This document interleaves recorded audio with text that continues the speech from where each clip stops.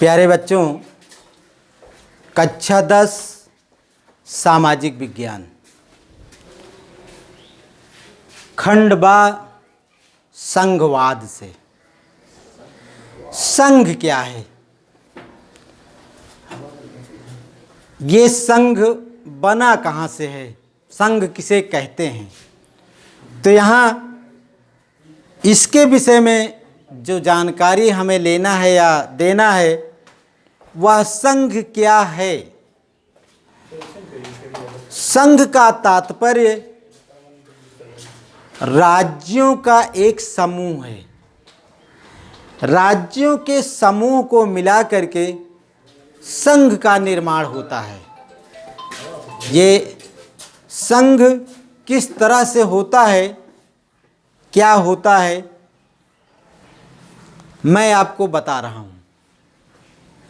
संघ किसी भी देश में, कुछ देश ऐसे हैं, जैसे भारत के अलावा बेल्जियम को देखा जाए।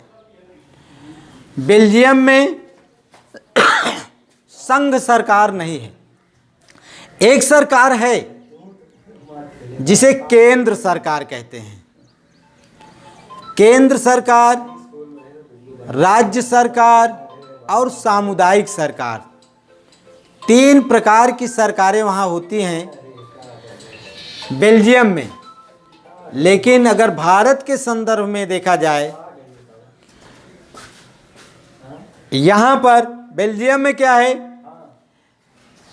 केंद्र सरकार जो है वो राज्य सरकार के कामों में हस्तक्षेप नहीं करती है।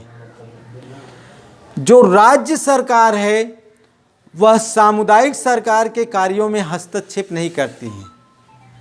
सारी की सारी अपने आप में स्वतंत्र हैं।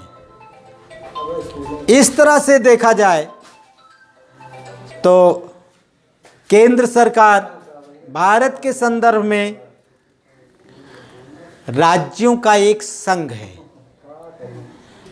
भारत में वर्तमान परिप्रेक्ष्य में देखा जाए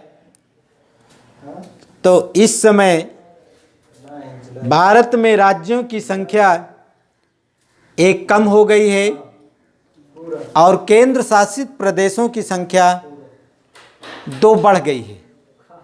1 राज्य कम हुआ है, 2 केंद्र शासित प्रदेशों की संख्या बढ़ गई है।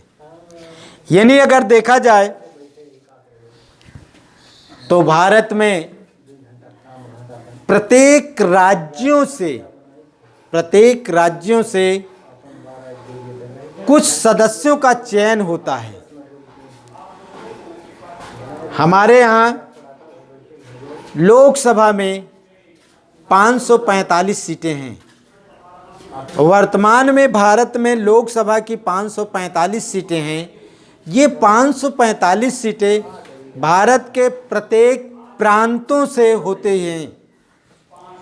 इसमें चाहे राजस्थान हो, चाहे हिमाचल प्रदेश हो, चाहे अरुणाचल प्रदेश हो, चाहे सिक्किम हो, नागालैंड हो, जम्मू कश्मीर हो, उत्तर प्रदेश हो, दिल्ली हो, यानी कहने का मतलब पूरे देश से सदस्य चुन करके लोकसभा पहुंचते हैं। ये जो लोकसभा होती है, इनमें जो सदस्यों की संख्या होती है, 545 की जो संख्या है, उसको पूरे देश में डिवाइड कर दिया गया है। भारत में अगर लोकसभा के सदस्यों की संख्या देखी जाए तो उत्तर प्रदेश में 80 सीटें हैं वर्तमान में। पहले यह संख्या 85 हुआ करती थी, लेकिन उत्तराखंड के बन जाने की वजह से लोकसभा के सदस्यों की संख्या कम हो गई है। वर्तमान में 80 है। इसी तरह से प्रत्येक प्रदेश की संख्या के आधार पर वहाँ पर लोकसभा के सदस्यों की संख्या निर्धारित की जाती है। चूँकि भारत में देखा जाए तो सबसे ज़्यादा जनसंख्या उत्तर प्रदेश में है।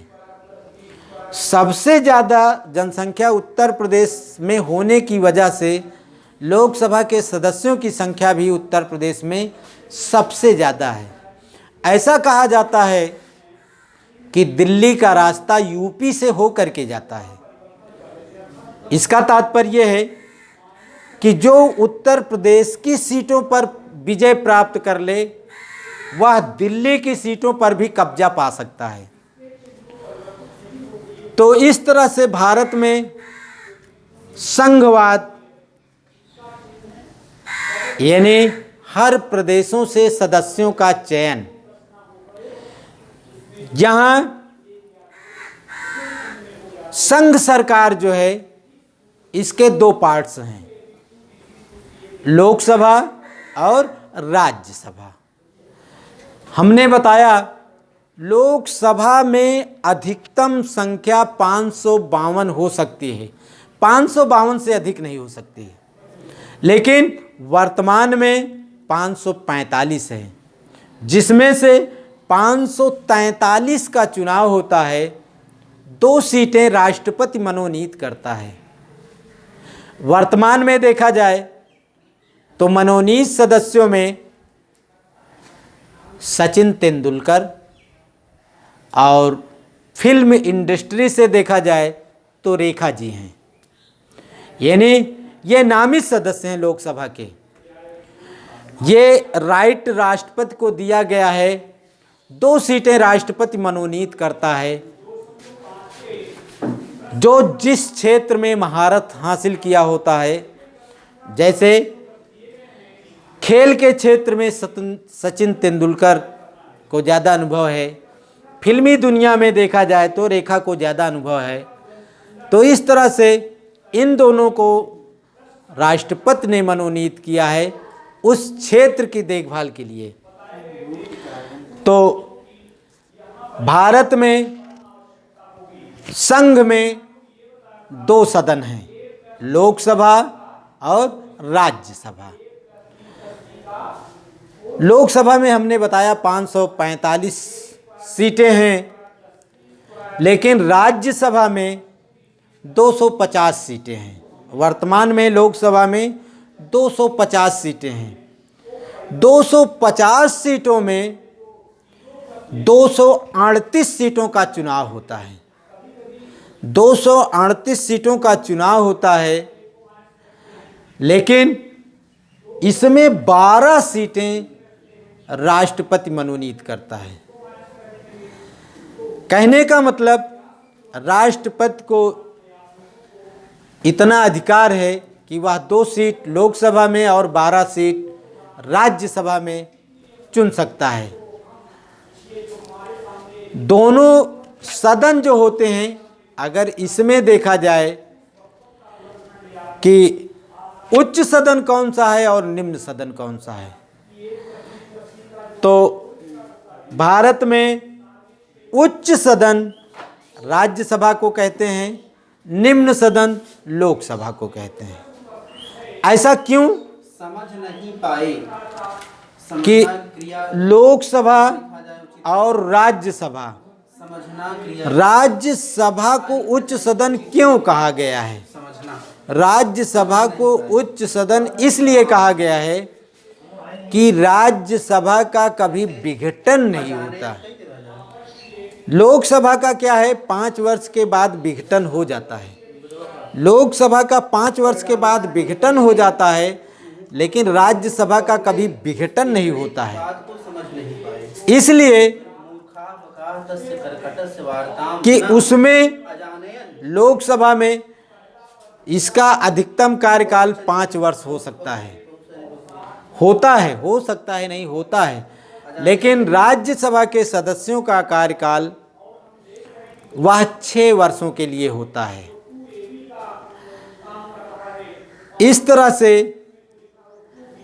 जो संघ सरकारें हैं, जो केंद्र सरकार है या पूरे देश पर शासन करती है, शासन का मतलब किसी प्रदेश की सरकार अगर संविधान के अनुरूप कार्य करने में सक्षम नहीं होती तो लोकसभा की सिफारिश पर राष्ट्रपति उस प्रदेश में राष्ट्रपति शासन लागू कर देता है।